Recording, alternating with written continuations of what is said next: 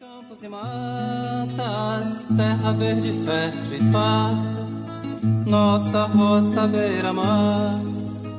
Canto a pesca e canto a planta e a vida santa do lugar. Juca acordando cedo, visitando o cerco e manezinho saindo pra tirar taquara.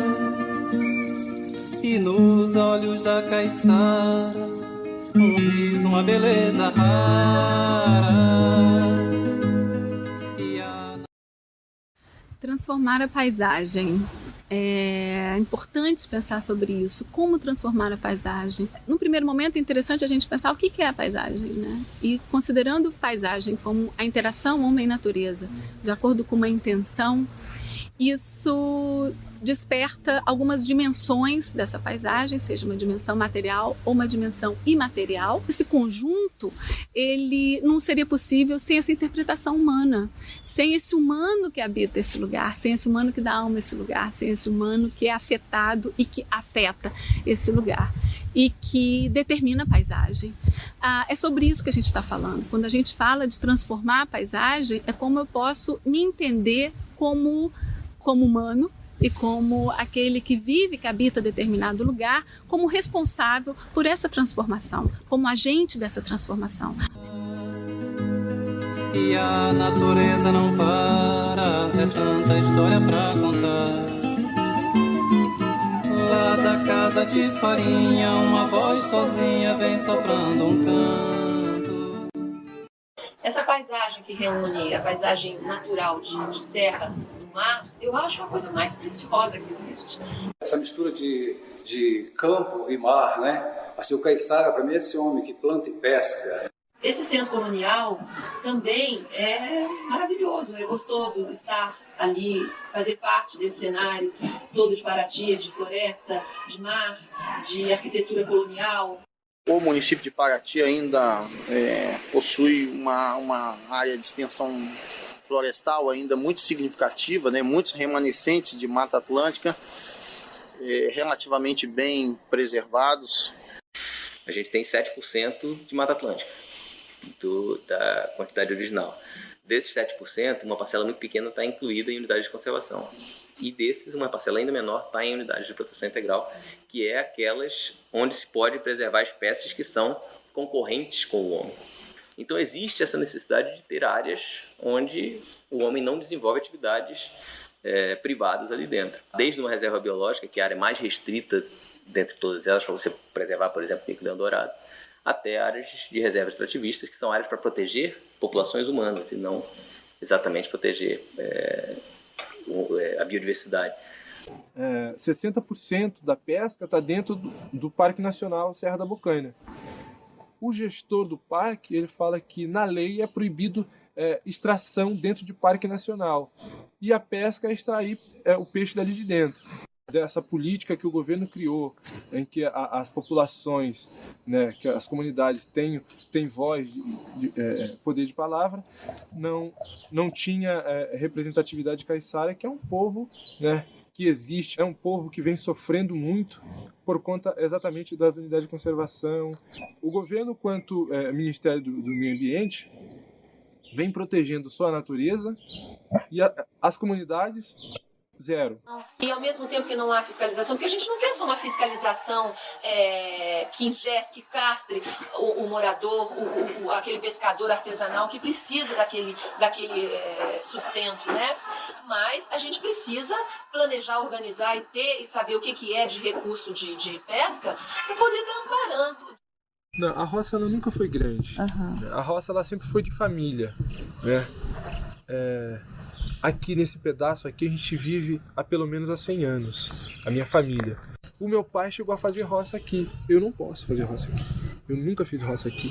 O meu avô herdou do pai dele, meu pai herdou do meu avô o direito de fazer roça aqui, mas eu não herdei. A legislação devia ser num diálogo, né, com esses grupos sociais, definir, né, que espaços são esses que precisam de tal cuidado. Definir quais são os usos, a bem da verdade. Mas não excluir esses grupos, porque para esses grupos a relação com aquela paisagem ela pode estar sendo mantida a partir de relações afetivas, por função de suas ancestralidades, né, por uma relação de pertencimento, por uma relação identitária, né, por uma relação com o sagrado. Para ti trago em mim este raro prazer de estar por aqui e viver, sendo irmão dos teus filhos. Historicamente, o município, né, esteve isolado durante muito tempo, sem acesso por terra, apenas o acesso por mar. E a economia do município se desenvolveu principalmente com base na agricultura de subsistência, extrativismo vegetal, a pesca artesanal. Então a gente tem uma riqueza cultural muito grande associada a essas atividades, né? Porque foi exatamente esse período, essa estagnação, que permitiu que nós preservássemos os nossos patrimônios, né, natural, histórico, cultural. Tem 3 características maravilhosas de Paraty, que é a zona rural, que é a região caiçara e a questão dos indígenas e da população afro-brasileira, negra. O caiçara, ele vive da roça, ele extrai palmito, ele caça, ele pesca artesanalmente. Essa é a realidade, a cultura do caiçara. Então, precisa se demarcar o território do caiçara. A atividade agrícola é realizada conjuntamente com a atividade de pesca e com o turismo. Na região costeira, a pesca permanece sendo a principal fonte de renda, seguida pelo turismo. O turismo, ele entra dentro da unidade de conservação, sai, tem que ter umas regrinhas, mas não cria impacto. Agora a roça, pesca, cria impacto, então vocês não podem fazer isso. E isso, os nativos vão migrando tudo para uma coisa que não é a realidade dele. No momento que nós estamos vivendo, Paraty corre um risco muito grande da perda total da sua identidade cultural. Não é o turismo que prejudica isso, né? O que prejudica isso é a exploração desse turismo, feito por pessoas que não têm o menor compromisso e responsabilidade com nada. Basicamente, eu acho que o desafio aqui em Paraty hoje é como frear isso, porque tudo tem um limite. O ritmo desse desenvolvimento não pode ser muito rápido, porque você está interferindo em culturas que estão estruturadas de uma forma própria e que tudo que você leva para elas que não é delas, não vai com o que você leva vai outro modo de vida, outro padrão de consumo, e aí você pode estar interferindo naquela situação que funciona, ainda que não seja sob a perspectiva de quem não está lá, tão bem como as pessoas acham que deveria ser. Hoje a gente luta em determinada área do governo contra o governo, porque o governo, quando criou a unidade de conservação, veio para ajudar as comunidades tradicionais que vivem dentro de unidade de conservação a manter aquilo do jeito que estava. Hoje a gente não pode plantar, né, não pode fazer roça, hoje a gente não pode pescar. Não tem uma política voltada do Ministério do Meio Ambiente para falar assim, não, nós estamos criando um trabalho. Ele vem primeiro tirar as pessoas, demarcar o território da unidade de conservação, para depois, outra parte do governo ou não, criar uma política para aquelas pessoas que não tiveram, na maioria, acesso a estudo, não tem estrutura para viver numa cidade. O grande desafio do IPHAN em Paraty é exatamente essa compreensão do macro. E como fazer com que as pessoas de fato lutem pela preservação pelo interesse público e não pelo seu interesse individual. A vida de vocês está sendo tombada, na verdade. O valor de vocês está sendo tombado. Não é o patrimônio, é o valor da cidade, o valor da vida de vocês aqui, da vida dos seus antepassados e das pessoas que viveram aqui. Eu acho que o principal problema aqui da comunidade vem da pressão, né,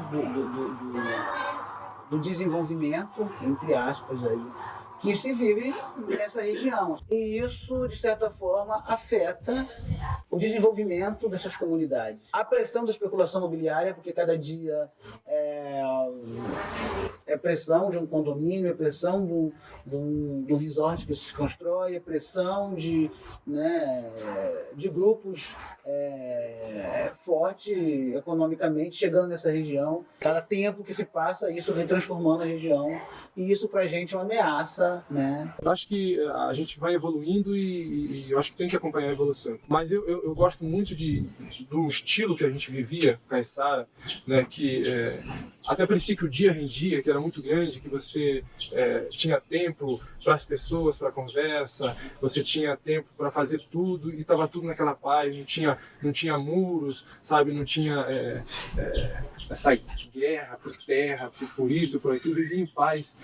Sendo irmão dos teus filhos eu sou, mais uma pedra de tuas ruas, mais um brilho de lua das tuas marés. Ei, maré. Eu tenho um dos principais marcos da Estrada Real, que é o Capinho do Ouro. Eu tenho a estrada cortando essa ligação à própria comunidade. Todos esses atrativos, se fossem levantados, pudessem criar um produto turístico para aquela região, isso com certeza seria um dos principais pontos locais em que o turista teria que visitar.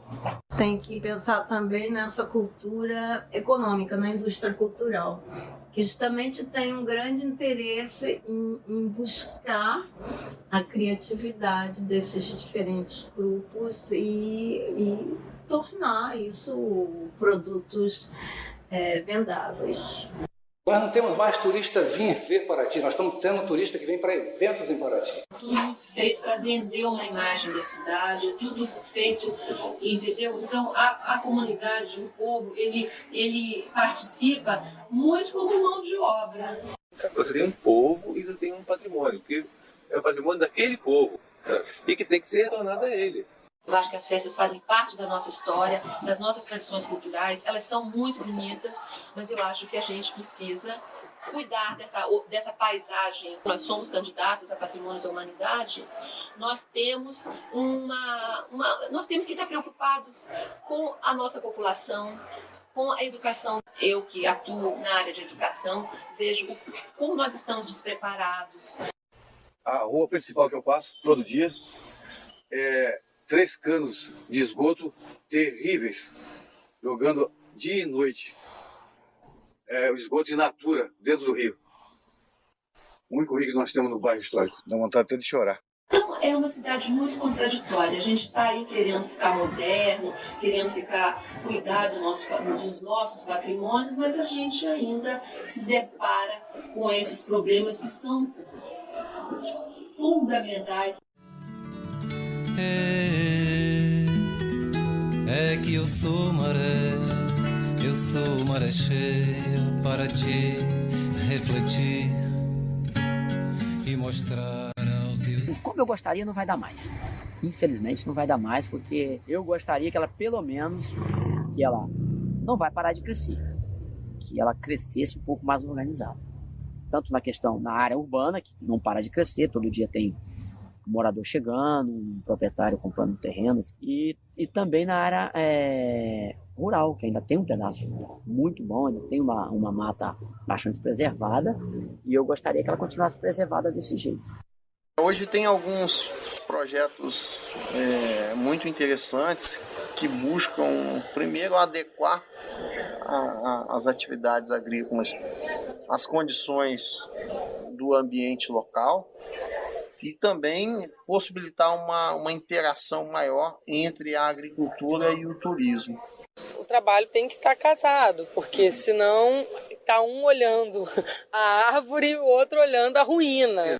As unidades de conservação, sabe, efetivamente funcionando, cada unidade com a sua infraestrutura, com a sua equipe, contando com as comunidades inseridas dentro desse trabalho, né, envolvidas, com a população capaz, preparada. A gente tem uma discussão quanto quilombo do Campinho, né? De uma educação, né, que reconheça e que respeite mais a nossa cultura, né? Ou seja, que seja construída por nós. Né?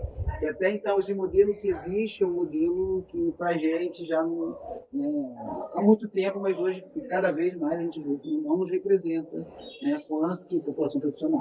São muitos os agentes da paisagem. E como considerar esses agentes? Como entender essa paisagem, não minha, não sua, como paisagem coletiva, como valor coletivo e como paisagem viva, ou seja, paisagem que tem uma alma. E é essa alma que seria o motor dessa paisagem, o porquê dessa paisagem. Transformar a paisagem dentro desse olhar significaria planejar e projetar essa paisagem integral e integrada. A gente pode promover esse diálogo entre comunidades e, ao mesmo tempo, entre comunidades e instituições. A importância do urbanista como mediador e do tratar e do lidar com essa paisagem e com essa compreensão dessa paisagem coletiva.